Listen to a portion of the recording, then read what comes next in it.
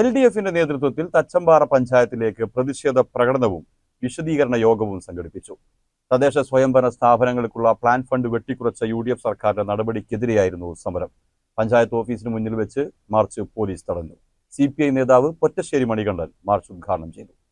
İnkılap zindabad, inkılap zindabad, inkılap zindabad, inkılap zindabad. Yeşil samaram zindabad, yeşil samaram zindabad, yeşil samaram zindabad. Elliyap zindabad, elliyap zindabad, elliyap zindabad, elliyap zindabad. പദ്ധതി വീതം വെട്ടിക്കുറച്ച UDF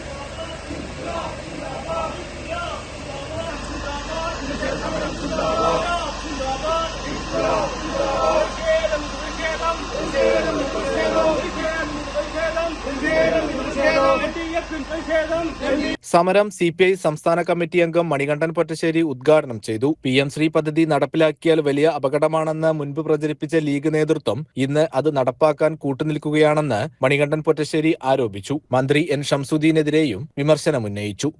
വിദ്യാഭ്യാസ മേഖലയിൽ എന്തെല്ലാം പറഞ്ഞു വന്നു.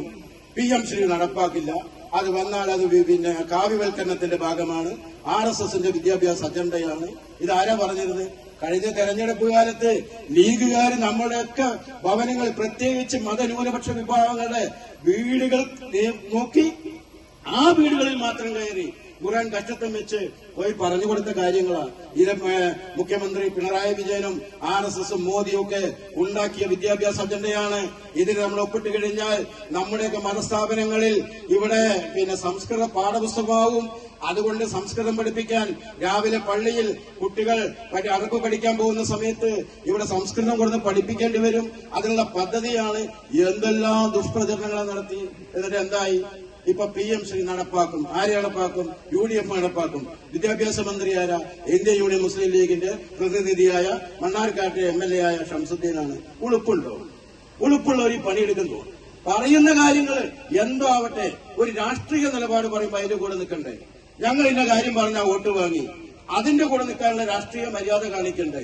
എല്ലാ കാര്യം ഞാൻ സമയമില്ലാത്തതുകൊണ്ട് മറ്റ് നേതാക്കൾ സംസാരിക്കാനുള്ളത് കൊണ്ടും അതിലേക്കൊന്നും പോകുന്നില്ല. നിങ്ങൾ ഈ 2 മാസത്തിലേക്ക് ഇപ്പൊ 11-ാം തീയതി, ഇന്ന് എത്രയായി? ഇന്നിപ്പോ 4-ാം തീയതി ആയിട്ടുള്ളൂ. 7 ദിവസം കഴിഞ്ഞാൽ 2 മാസമാവുക. 2 മാസം കൊണ്ട് കേരളം ദരിദ്രമായി. നാട്ടിൻപുറത്ത് എന്തെങ്കിലും പണിയുണ്ടോ? നിങ്ങൾ നോക്കാം.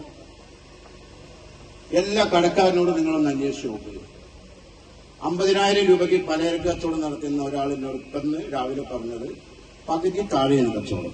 CPIM മണ്ണാർക്കാട് ഏരിയ സെന്റർ അംഗം KK രാജൻ അധ്യക്ഷനായി. CPM ഏരിയ കമ്മിറ്റി അംഗം O Narayanankutty, Thachanattukara local secretary AR Ravishankar, NCP നേതാവ് Nasar, CPI local secretary Haridasan, Shajumohan, Sunny, PC Mani തുടങ്ങിയ നേതാക്കളും യോഗത്തിൽ പങ്കെടുത്തു. 2025 ഒരു ബില്ല് കൂടി അടിച്ചു മാറ്റിയിട്ടുണ്ട്. നിങ്ങൾ കേട്ടോ? മാർച്ച് മാസം 29,000 രൂപ. അപ്പൊ പറഞ്ഞത് LDFിന്റെ കാലത്താണ്. 2025 മാർച്ച് മാസം UDFിന്റെ പ്രസിഡന്റ് അല്ലേ തച്ചമ്പാറ ഗ്രാമപഞ്ചായത്ത് ഭരിച്ചിട്ടുള്ളത്? ഞങ്ങൾ 2024 ഡിസംബറിൽ ഒഴിഞ്ഞതാ. ഇടതുപക്ഷം 4 വർഷം പൂർത്തീകരിച്ച് ഡിസംബറിൽ ഒഴിഞ്ഞതാ. അപ്പൊ ആ ബില്ലും ആരുടെ വകയിൽ പറ്റൂ? ഇവരിൽ പെട്ടു. കൊടുത്തു വിജിലൻസിന്. LDFിന്റെ കാലത്ത് പരിശോധിക്കണം.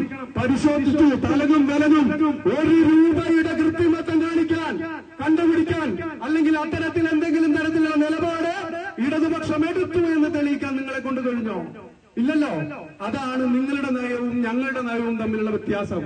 ഞാനിവിടെ ഗ്രാമപഞ്ചായത്ത് പ്രസിഡന്റായിട്ട് ഇരുന്നിട്ടുള്ളത് CPIMനെ പ്രതിനിധീകരിച്ച്, ഇടതുപക്ഷ ജനാധിപത്യ മുന്നണിയെ പ്രതിനിധീകരിച്ച.